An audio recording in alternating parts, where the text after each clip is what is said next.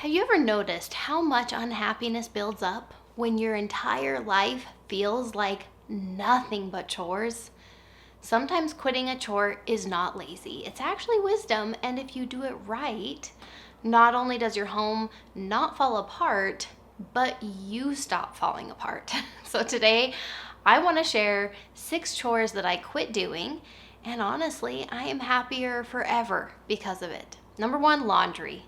Okay, now, don't freak out. Of course, laundry gets done in this household, but the life lesson that I had to learn the hard way and what led to me quitting this chore is that chores should be a shared responsibility. Within your home, you're not the only one living here, right? You're not the only one creating dirty clothes. And so, there are so many other people that can and could share that load.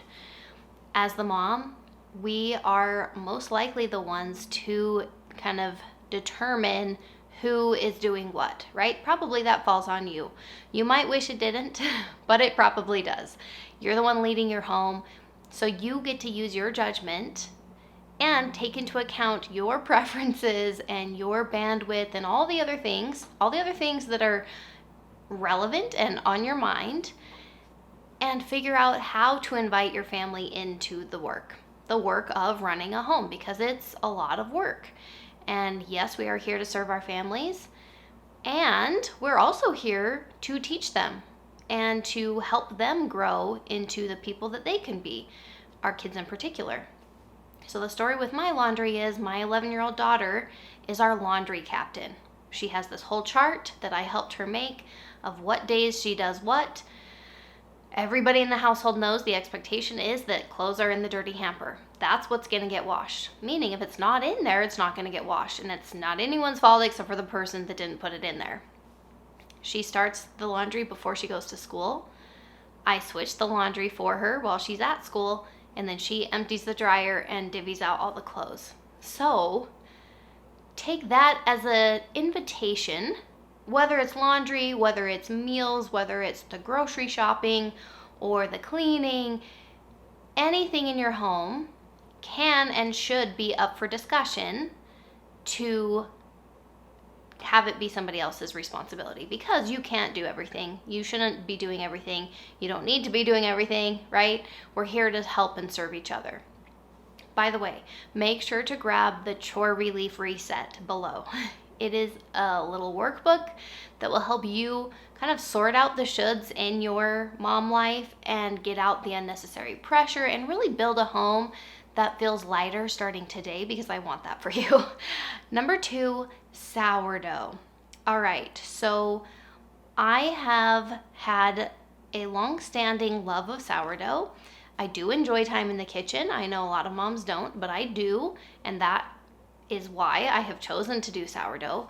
But right now, I have quit doing sourdough. It's been months and months. The life lesson there is that chores should match your current season. I think we hear the word season in the motherhood space pretty often, but I don't think we're giving it enough weight. If you're in a busy season, your homemaking, your mothering should match that.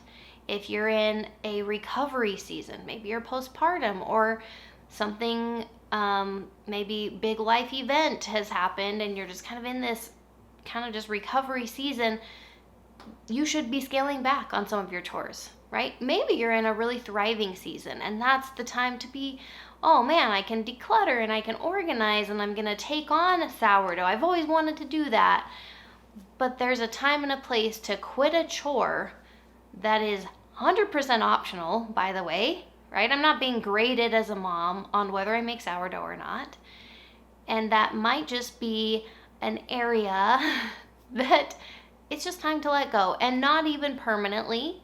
And I think that's what, for me, that's what I get worried about. Like, oh, if I stop doing this, I might not ever do it again. But it doesn't have to be permanent. It's just a temporary shift in priorities that is done in wisdom. Number 3 is constant micro tidying. I say micro because for me it's like, oh, now there's a new little mess over here, so I'm gonna tidy it. Or, oh, now there's this thing and I'm gonna spend a few minutes, picking up. And before you know it, you've spent your entire day picking stuff up as if I have nothing better to do. So for me, the thing I've learned is constraints need to be made on our time. If we are constantly tidying, we are then not managing our time well to do the other things that are probably a bigger focus or are more important to us. I totally understand wanting a tidy space, and I certainly have kind of some boundaries and expectations with my family where I am taking the time certainly to be maybe occasionally reminding or mostly just following through with those expectations, meaning my kids come home from school, if they drop their backpack, put their shoes by the door, throw their coat on the couch, they're not going to get a snack until they've dealt with that. That's a really easy way for me to just know, okay, at snack time, that's kind of my cue, is their mess picked up? And if not, yeah, you can totally have a snack once you've taken care of your school stuff. So as the mom, we can totally be doing that. But if we ourselves are going around picking up after people or constantly trying to make the house look perfect all the time, it might be time to just take a step back from that and readjust expectations, kind of reestablish what we need to feel like things are peaceful and sane, or just establish a few touch points in your day of like, okay, I'm allowed to tidy at this point. I'm allowed to tidy at that point, right? Number 4, I stopped picking up after other people. So they're very similar, right? I just don't believe in enabling bad behavior. So bandwidth is a real thing. There have been many times, many seasons of my motherhood where I'm doing that more so than others. And obviously age of our children is relevant, or circumstances with our husband are relevant. But as a whole, for me, I get very resentful if I feel like I'm picking up after other people. Because I don't think that's my job. I don't think that's my responsibility. I think I have my own messes, and when it comes to shared spaces, I do have expectations that other people are respectful of the rest of the household. And so my boundaries are, like I said, kind of managing and monitoring to some degree certain things, certain messes. But then I just have a system set up that everybody knows. If stuff gets left out in shared spaces, I will take care of it for them. And what that means is it's going to go somewhere where I don't have to pick it up again, right? So I have this hamper with a lid on it at the top of the stairs because 2 of my kids are downstairs, and like their bedrooms are downstairs. And they get dropped in there. It's this drop zone. They don't love it. And it's a somewhat of a motivator to make sure they're taking care of their stuff. And they understand it affects other people if they're leaving their stuff out. Dishes, kind of same thing. This is ebbed and flowed as everything does, but if people leave dishes out, my kids, if they leave dishes out, the mom maid totally will take care of it for a fee because that I can't just leave out. Of course, I'm not going to just stack it somewhere because then it's just more work for me eventually. So I take care of their mess, but then they pay me for it. So it either comes out of their payday, or maybe they could pay me with screen time if that's not relevant. There are certain things in place to prevent me from feeling like all I do all day is chores and it's enabling bad behavior in my family. Number 5, making perfect meals every night. So this was a really hard thing for me to let go of, because in my mind, my manual for myself, in coaching we talk about manuals where it's this set of expectations and honestly rules that I had for myself as a mom of what a good mom does. And a good mom absolutely makes meals from scratch, makes them healthy. She rotates a lot so that her family's not getting tired of the food. She doesn't really count leftovers as a night or anything like cereal. Like, no way, that's not allowed. If I did that, I would be a bad mom. That's truly just what I believed for a long time. I think I was just conditioned all my life to feel that way and to believe that that's the way it was. And eventually, finally, after a lot of years, I realized me showing up for my family, me serving my family is important to me. Me feeding my family is important to me. Yes, I value health. Yes, I value our budget and all the factors that I was taking into account when I was making the decisions about meals. But at the end of the day, it didn't need to be perfect for me to feel like I was doing a good job. It didn't need to meet any certain expectations other than me knowing that I was giving it my effort. I was being a good steward of my time and my energy, and I wasn't pushing myself to a point where other areas were really suffering. Because for a long time, I would put my all into the meal, which meant I was short with my kids, or I was toast by bedtime and just didn't even have it in me to read or do our normal stuff. There were really adverse effects of that beautiful meal. And I would get super invested in that meal. And so when somebody wouldn't eat it, or if my husband was on his phone, or if kids were fighting, I felt devastated because I just presented my heart and soul to all of you people, right? And I had all these expectations. So I learned the lesson of serving versus performing.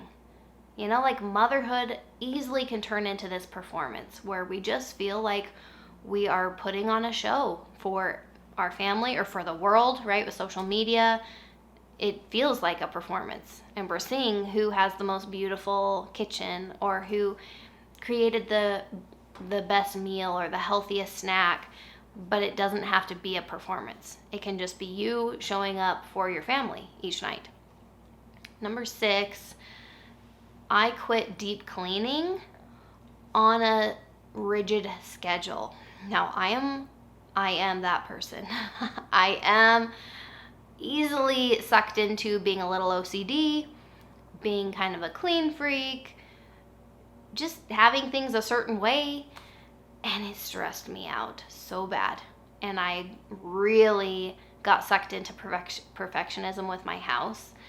And while planning is great, while cleaning is great, and discipline that it takes to clean, like I totally believe in cleaning. I still clean. I did not stop cleaning. But having this rigid schedule is what I did quit doing because it only led to problems. It only led to stress. It only led to me feeling like I was never good enough and that motherhood was just one big giant chore. And now I see my home as my stewardship. I don't believe in neglecting it, right? I'm not here trying to be lazy or get out of something. I'm here stewarding not only my environment, but also myself, my energy. Like I'm responsible for that too.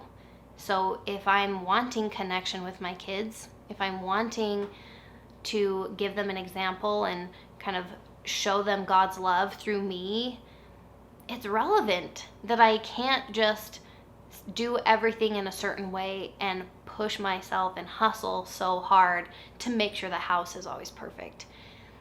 And that's really what that workbook is going to help you try to do. Recognize all the shoulds. We're bombarded with shoulds. Oh, you should do this. You should do this. Take a look at that. Let go of anything that's not serving you. Picture the mom you really want to be and allow that to come through. We all have our own preferences. My daughter is doing the laundry because it works for us, for her, for me, for our household. Yours looks totally different. That's why you cannot mother like me, just mother like you.